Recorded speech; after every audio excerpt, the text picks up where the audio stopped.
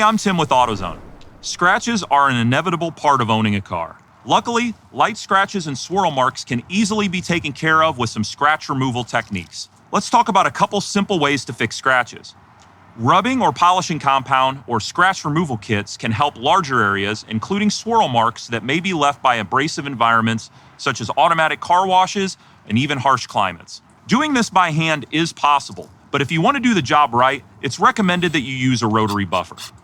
A touch-up pen can help with deeper scratches and match the paint. These are especially helpful if the scratch cuts deep down into the primer or to the bare metal. Let's talk about how to use a scratch removal kit or rubbing and polishing compound. First, make sure the area is freshly washed and dry. For deeper or more plentiful scratches, you'll want to start with rubbing compound first and then switch to polishing compound. Apply the compound to the buffing wheel and slowly go over the area. Be careful not to stay in one space for too long or you'll burn through the paint. Again, you can do this by hand, but this is going to take more time and the results are going to be inconsistent. Next, wipe it off with a microfiber towel. You should see visible improvement. You can do this multiple times if necessary.